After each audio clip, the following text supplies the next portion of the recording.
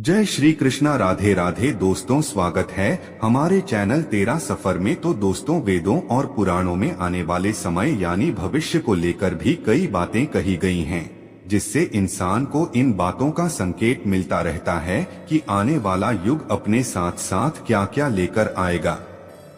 ये सभी जानते हैं कि कलयुग में अधर्म अपने चरम पर होगा, लेकिन किस हद तक, इसके बारे में श्री कृष्ण ने पांडवों को आगाह किया था। तो चलिए जानते हैं कि श्री कृष्ण के अनुसार कैसा होगा कलयुग। भगवान श्री कृष्ण ने पांडवों को बताई थी कलयुग की 5 विभत्सता। जानिए श्री कृष्ण के अनुसार कैसा होगा कलयुग। भविष्य पुराण से लेकर विष्णु पुराण तक में कलयुग की विभत्सता को लेकर बात कही गई है। कलयुग के बारे में जब इन ग्रंथों में पढ़ते हैं तो रोंगटे खड़े हो जाते हैं। कुछ ऐसा ही हुआ था पांडवों के साथ जब उन्हें कलयुग के आगमन के संकेत मिल रहे थे। वो भी घबरा गए थे और घबराते हुए अपने मार्गदर्शक भगवान श्री कृष्ण के पास पहुंचे। उनसे जब उन्होंने अपने कष्टों के बारे में पूछा तो श्री कृष्ण ने कहा कि ये कष्ट उन्हें कलयुग के प्रभाव से मिल रहे हैं। उन्हें ये जानकर बेहद आश्चर्य हुआ कि कलयुग तो अभी शुरू भी नहीं हुआ है और उसका प्रभाव दिखना शुरू हो गया। फिर उन्होंने श्री कृष्ण से उन संकेतों के बारे में पूछा जो उन्हें दिखाई दे रहे थे। इन्हीं संकेतों का वर्णन करते हुए श्री कृष्ण ने उन्हें कलयुग से जुड़ी ये कुछ अहम जानकारियां दी। क्या है ये भविष्यवाणियां, चलिए जानते हैं।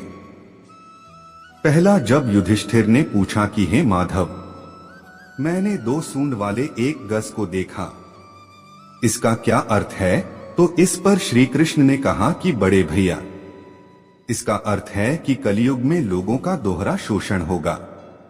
वहां ऐसे लोग होंगे जो बोलेंगे कुछ एवं करेंगे कुछ और। ऐसे ही लोगों का राज भी होगा। दूसरा, जब भीम ने पूछा कि मैंने देखा कि गाय ने बछड़े को जन्म दिया है। जन्म के बाद वह बछड़े को इतना चाट रही है कि बछड़ा लहूलुहान हो गया। इस पर श्री कृष्ण ने कहा कि इसका अर्थ है कि कलयुग का मनुष्य अपने पुत्र पौत्रों को आवश्यकता से अधिक लाड करेगा। उनकी अपने संतानों के प्रति ममता इतनी बढ़ जाएगी कि उनकी संतानों को अपने विकास का अवसर ही नहीं मिलेगा। मोहमाया में ही घर बर्बाद हो जाएगा।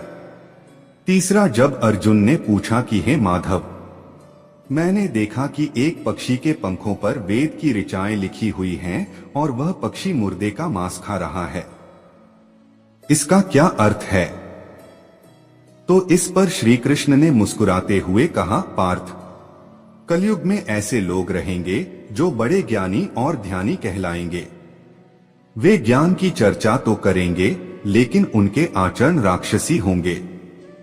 हर जाति धर्म के प्रमुख पद पर बैठे विचार करेंगे कि कब किसका श्राद्ध हो, कौन कब किस पद से हटे और हम उस पर चढ़े। चौथा, जब नकुल ने सवाल किया कि मैंने देखा कि एक पहाड़ के ऊपर से एक बड़ी सी शिला लुढ़कती हुई आती है और विशालकाय वृक्ष और शिलाओं से टकराकर उनको नीचे गिराते हुए आगे बढ़ जाती है। विशालकाय वृक्ष और शिलाएं भी उसे रोक न सके, लेकिन अंत में एक अत्यंत छोटे पौधे का स्पर्श होते ही वह शिला स्थिर हो गई।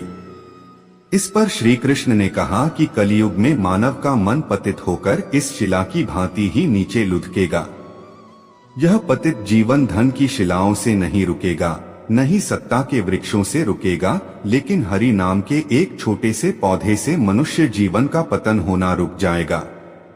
आठ, कलयुग में हरिनाम ही मोक्ष का एकमात्र मार्ग होगा। पांचवा, जब सहदेव ने कहा कि मैंने देखा कि 6-7 कुएं हैं और आसपास के कुओं में पानी है, किंतु बीच का कुआं खाली है।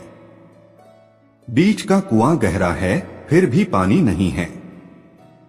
ऐसा कैसे हो सकता है और इसका क्या अर्थ है? इसके जवाब में श्री कृष्ण ने कहा कि कलयुग में धनाढ्य लोग छोटे मोटे उत्सव में लाखों रुपए खर्च कर देंगे, परंतु पड़ोस में ही यदि कोई भूखा प्यासा होगा तो यह नहीं देखेंगे कि उसका पेट भरा है या नहीं। उनका अपना ही सगा भूख से मर जाएगा और वे देखते रहेंगे। किसी के 2 आंसू पोंछने में उनकी रुचि न होगी। कहने का तात्पर्य है कि एक ही जगह पर असमानता अपने चरम पर होगी, संसाधन होंगे लेकिन मुट्ठी भर लोगों यह हासिल होगा। अगर आप श्री कृष्ण की इन चेतावनियों और भविष्यवाणियों का अर्थ निकालें तो 5 प्रमुख बातें सामने आती हैं। पहला, कलयुग में धर्म की गिरती हुई स्थिति होगी। लोग धर्म के नाम पर अपने आप को बेवकूफ बनाएंगे और अनैतिकता में व्यस्त रहेंगे। दूसरा, कलयुग में लोग ज्ञान की गिरती हुई स्थिति में होंगे। वे ज्ञान की चर्चा तो करेंगे लेकिन उनके आचरण राक्षसी होंगे। तीसरा, कलयुग में अनैतिकता और असत्य की प्रवृत्ति बढ़ेगी। लोग अपने लाभ के लिए अनैतिक काम करेंगे और दूसरों को धोखा देंगे।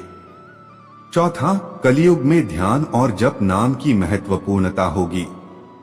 व्यक्ति को अपने मन को नियंत्रित करने के लिए ध्यान करना चाहिए।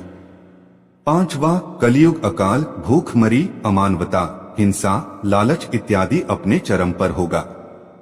दोस्तों, अगर आपको यह जानकारी अच्छी लगी हो तो कमेंट में जय श्री कृष्णा राधे राधे लिखकर वीडियो को एक लाइक कर दे और अपने दोस्तों को, रिश्तेदारों को शेयर कर दे।